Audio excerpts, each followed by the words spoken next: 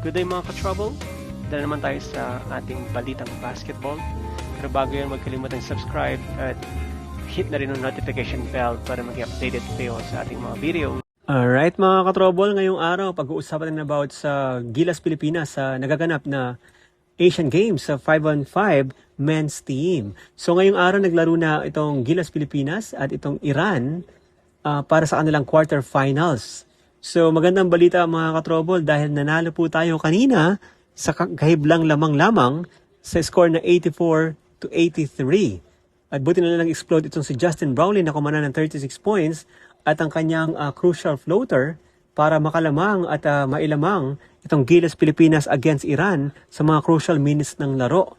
So finally nakapasok na tayo sa top 4 for the first time since 2002 doon po sa Busan Asian Games. So matatandaan na well-rested itong si Justin Brownlee dahil naglaro lamang siya ng 8 minutes po against sa Qatar. Doon po nanalo sila sa score na 80-41 at tinambakan natin ang Qatar sa classification match para po sa quarterfinals at kaya hindi na po naipasok si Justin Brownlee.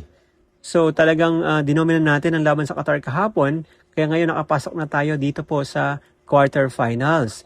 So tinambakan ng Gilas Pilipinas itong Iran mula ng second quarter hanggang third quarter. In fact, lamang po tayo doon sa first hanggang third quarter. Kaya lang pagdating ng fourth quarter, naggalang po tayo ng mga lapses, turnovers, at of course, at sinwerte na rin ng Iran sa kanilang 3-point shooting. At talagang nahirapan po ang Gilas Pilipinas. Naagaw pa nga ito ng Iran ang kalamangan sa score na 83-82. Buti na lang at pumasok ang tira ang floater ni Justin Brownlee para manalo tayo dito at naubos na lang ang 7 seconds na natitira. At nagkaroon din po ang lapses dito ang Iran dahil hindi sila agad naka-foul. Dahil sa panalo nito ng Gilas Pilipinas, haharapin nila ang China. Nakapapanalo lamang dito po sa South Korea sa score na 84-70. So magandang laban po ito mga ka-trouble. Kaya lang medyo dehado na naman tayo dahil ito na ang ating pangatlong sunod na laro at for sure pagod pa po ang ating mga kababayan. So tinulungan naman ito ni Junmar Fajardo.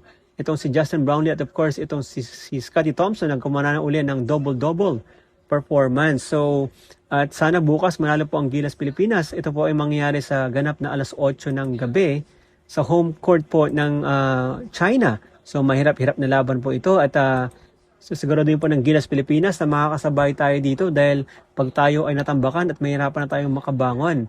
Pero kung gagawa pa rin si Justin Brownlee ng malahalimo na performance tulad ngayong araw, malamang malaking ating tsansang manalo. At kung tutulungan siya ni Junmar Fajardo at iba pang ating mga players. So talagang malaking laban ito para sa ating Gilas Pilipinas.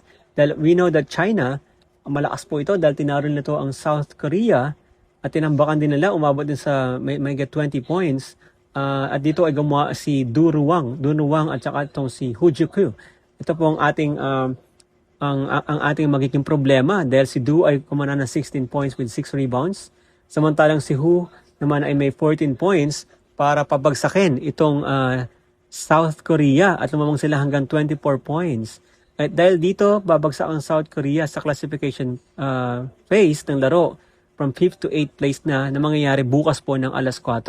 So, supportahan po natin Gilas Pilipinas dahil alas 8 po ang laban at sana swertihin or maging maganda rin ang laro ng ating ating Gilas Pilipinas para bukas. So, kayo mga katrobo naman sabi sa laro ng Gilas Pilipinas, paparag ba tayo sa China tomorrow? Mag-comment lang sa baba at isa-isahin natin yan. Once again, this is Troubleshoot. I'm out.